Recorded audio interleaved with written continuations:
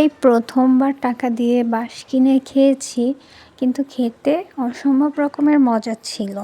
আসসালামু আলাইকুম সবাইকে। আজকে আমাদের বাসায় আনা হয়েছিল ঢেঁকি শাক আর সাথে হচ্ছে বাঁশকুড়ুল। এটা কিন্তু আমাদের দেশের পাহাড়ি অঞ্চলের মানুষ অনেক বেশি খেয়ে থাকে, তাছাড়া এমনি অনেক মানুষই খায়, কিন্তু আমরা হচ্ছে প্রথমবার খেয়েছিলাম এটা। এর আগে কখনো আমরা কিনে খেয়ে দেখিনি কেমন লাগে, তো আজকে শখ করে এটা কিনে আনা হয়েছিল। তো এজন্য এই যে প্রথমে বাঁশকুড়ুলটা কেটে নেওয়া হচ্ছিল, আর খেতে কেমন না কেমন হবে সেজন্য কিন্তু আমরা পুরোটা নিই নাই, অল্প কিছু পরিমাণে নিয়েছিলাম। আর আজকে এটা রান্না হবে কিন্তু দেশি মোরগের মাংস দিয়ে। আমি বিভিন্ন জায়গায় দেখেছি যে বাঁশকুড়ুল শুটকি বা মুরগির মাংস দিয়ে রান্না হয়। তো সব কিছু রেডি করে এবার রান্নাটা শুরু করে দিয়েছি।